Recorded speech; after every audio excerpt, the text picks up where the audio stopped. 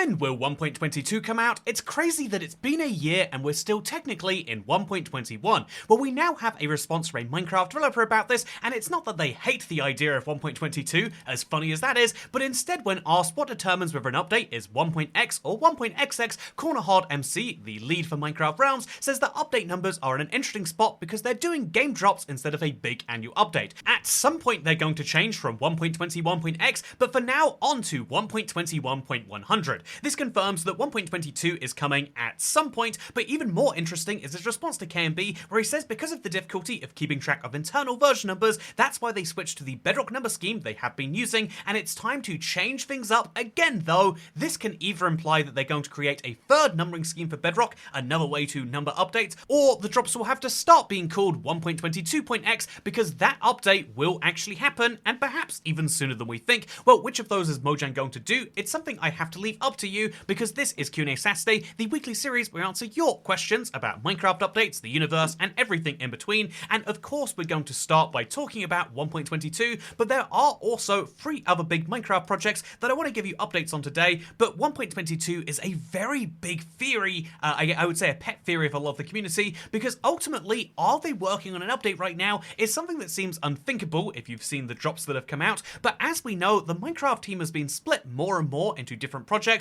and so talking about those projects is going to be really interesting. But first, let's talk about the update that came out this week. You might think there's only been one of those, 1.21.90, the Chase the Skies drop, but actually they've released 1.21.92, and HackerOneMC, who is a long-term subscriber to the channel, actually reported the split screen bug, and the reason it got fixed so quickly was because 69 people upvoted it. Yes, nice, but what's even more interesting is that the key reason they rolled out a bug fix literally 3 days after rolling out the update was because tridents no longer damage mobs after being moved by a piston or trapdoor in certain situations. In other words, trident killers weren't working, and 1,332 people upvoted this bug, and that is exactly what they went for immediately. So what are they going to do in the next update, 1.21.100? Well, obviously we're going to see some parity changes, but as far as the bugs they fix and find most important, it's going to be the ones that get the most votes, and sadly you can't upvote parity issues as being a bug because they work as intended, but it's something really important to know. If you want to shape the next updates, then make sure to upvote the bugs that you find annoying or important at bugs.mojang.com. Anyway, on to the other weird thing that Minecraft are working on. This relates to 1.22, I swear, but Mojang were hiring for a brand new game just a short couple of years ago, and that was our first sign that they were working on something. However, I said recently that they might be deprioritizing this because they haven't announced it anywhere at all, and so either they're spending a lot of time working on it, or they've decided that it wasn't that successful, because most Minecraft spin-offs aren't. However, Jackson SF has the point that, well, you know, if their most successful spin-off sold 10% of the copies of Minecraft, that's still over 30 million, and as much as The Legend of Zelda Breath of the Wild, and you make a very good point, selling 30 million games is great, but isn't it better to actually make an improvement on the 300 plus million copies of the game out there? You know, in other words, selling 10% of the copies of it is good, but if you could convince 20% of people who play Minecraft to buy or download something, or indeed increase the sales of that game by a similar percent, it would actually be a more profitable move, and it seems like Minecraft agrees with this, because here are the current jobs they have on offer at the Stockholm office. There's the producer for something called Hardlines. At first I thought this was a reveal of the game name, but apparently Hardlines is what the description of physical products is for a game studio, so they want someone to work on the physical toys. Again, they're going to make way more money selling Minecraft toys than potentially having another Minecraft flop. Then they've got a principal engineer that they're hiring for. They're looking for senior plus gameplay engineers, as always, but they're also looking to hire a new head of vanilla Minecraft. This is a huge position, and it has potential huge implications for the game, because vanilla Minecraft is literally anything that happens in the game. When we talk about Minecraft updates adding new features, all of those features are for vanilla Minecraft, and so this could be huge in terms of how they shape the game. I mean, vanilla Minecraft right now is making huge strides towards parity, although also doing the exact opposite.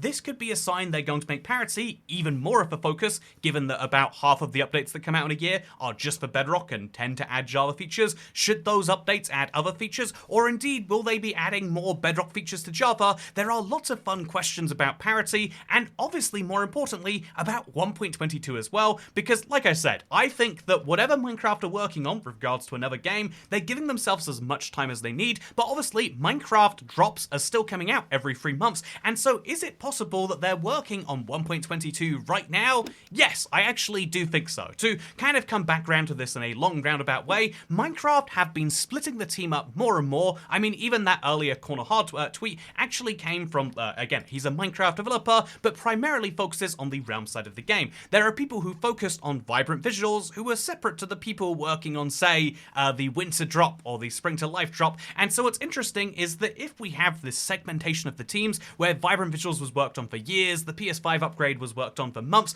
then you could start to see that 1.22 is the culmination of many months of effort from people who weren't working on Chase the Skies. Is this a bit of hopium? I think there's a little bit of truth in that like this is what we want to believe. We want to believe that after all of these drops there's going to be a fully sized Minecraft update, but I still do believe at least a little bit that this could be true. And so is it 1.22 coming in September? Well, I think now is definitely too early to say. I will say that my own bias on this is I've been believing that Minecraft are bound to have their next update be called 1.22 anytime now, and I've been wrong 3 times in a row at this point, and so it's at this point that we have to say we'll wait and see, but the September drop is going to be one that's fascinating to watch. But in the meantime, do you want to hear an update about something fun? This is a comment from Lapis Gamer 0500 who says, yes, but where is the Minecraft series that's coming out on Netflix? Why do we still know absolutely nothing about it? And to be fair, all we knew about it until last week was this trailer.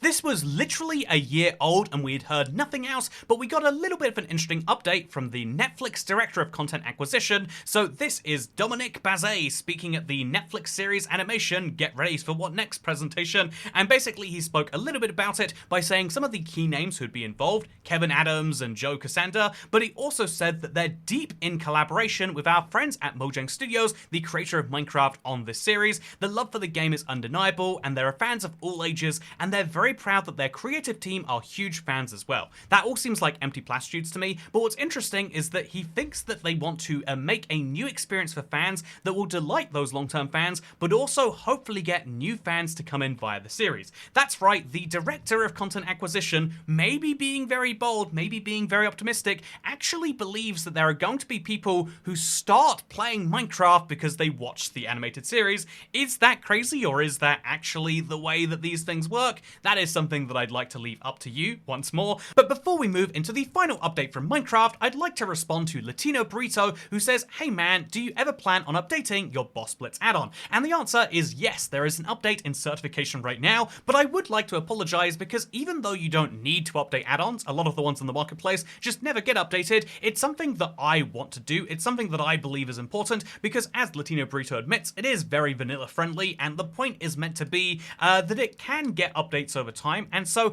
I want to make sure that those come out, and it's taken us 4 months to really get things together, but now we have a brand new update which will have some slightly changed and, in my opinion, better designs for 2 of the bosses, as well as fixing one of the big issues with the geode golem being a bit too cheesable. But at the exact same time as improving and fixing existing bosses, I also figured it would be a fun time to go in there and to add something I know that Minecraft has needed for so long, something we've all been yelling out for, because the idea of a lobster roll in Minecraft needs to exist, and let's just say a 11th boss might solve that problem. And so Boss Blitz 1.1 is in certification right now. I don't know how long it will take, but it's coming out fairly soon, and hopefully we'll have something similar for Toycat's Toolkit as well. I think there's a lot of feedback to take on board of this, but yeah, I'm enjoying the process a lot, and hopefully you're enjoying it as well. It'll be free if you already own Boss Blitz, and the same is true for Toycat's Toolkit. As far as I know, it'll be true for every piece of content we make. Very, very exciting, at least for me. And speaking of exciting for me, I got a weird comment from BullMilk4U758 who says, bro's complaining about average summer day. This is when I said it was 35 degrees inside my office,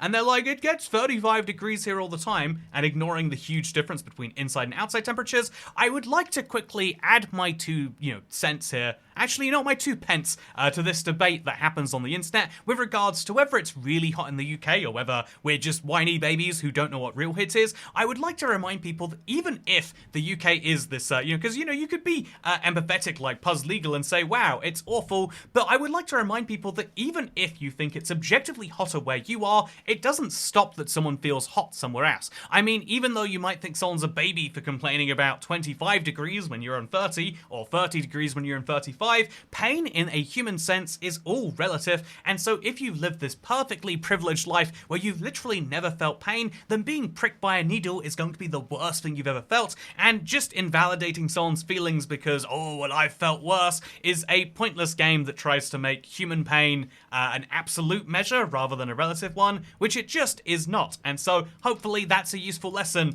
to Bull Milk 4U758 in other aspects of your life. Even though you've gone through something bad today, other people can have suffered too, and although they shouldn't be invalidating your feelings, you also probably shouldn't be invalidating theirs. And speaking of invalidating people's feelings, I would like to actually take this comment from Nakano Play Games, who says, I have a tinfoil hat theory. The update was supposed to release earlier, but then got pushed back to improve vibrant visuals, and they eventually just ran out of time, and that is what we got. And just to say, this isn't a tinfoil hat theory, this is actual reality. We know the update was planned to release earlier, but they had to release a last-minute beta and preview. That is a fact. They released it on a Monday, which they never do. And also we know that at the last minute, they removed the weather feature, which so many people are complaining about, but they had to remove the weather feature from vibrant visuals, and so this isn't a tinfoil hat theory, this is an accurate statement of events. And speaking of accurate statement of events, I would like to quickly dive into something fun which Minecraft have announced this week. So yeah, QLanX actually asked why did they choose exactly 1.8 million codes, and this is in response to the fact that Minecraft are giving away 1.8 million character creator icons for people who are in the Minecraft Discord, so that's a fun thing. But also at the exact same time, they've just announced another Minecraft community challenge. So this community challenge is for placing happy ghast and for feeding snowballs, but what's interesting is that it's 1 million ghastlings which have to be fed snowballs in survival, which honestly isn't that many. I'm surprised, I would be willing to bet at least 1 million Minecraft players will have ghastlings, so if all of those people feed their snowballs 10 times, then we should get it done in no time. But also, this is the first time we've seen a challenge where Minecraft say, yeah, you can place the happy ghast in creative. That means that all you've got to do is create a spawner, or even if that's not allowed, just like hold down your controller with the left trigger, and we can get 50 million happy ghasts in literally no time whatsoever. But what's fun about this is in reward for this, all Bedrock players will get 2 character creator icons, and the Java players will get 2 skins. Now what's funny is the last time they did this, what they literally did is just gave Java players a skin file that they could use, and so given there's no other way for Java players to get skins, that will probably be happening here, and so good news everybody, it seems as though Minecraft are going to be giving out some new skins for Java players. But yeah, if you want to take part in this challenge, I could say you can do that, and so place your happy ghast in creative, or feed some snowballs to your ghastlings, something you should already be doing to make sure you get that sweet new achievement. Anyway, speaking of sweet new achievements, this video is now over, and you get a great achievement for having watched it all the way through. Thank you very much for doing so, and of course, as a fun reminder, you can check out Boss Blitz and Toycat's Toolkit on the marketplace. We do actually have the ability to release far more add-ons than we have already, but I want to make sure that anything we release is good content that will fit in a vanilla world, whether that be a long-term world or a fresh world. I think that that's a very important thing, and hopefully you enjoy coming on that journey, because lobster rolls are coming to Minecraft soon, which I think we can say is a world first. No one has thought to add this many lobster rolls before, but you better believe that you'll be able to have these in the soon-to-be future. Thank you very much for watching this video. I'm about to go out for a meal with some family members I haven't seen in a while, and so I hope that I enjoy that as much as you enjoyed this video, because I'll see you next time. Goodbye.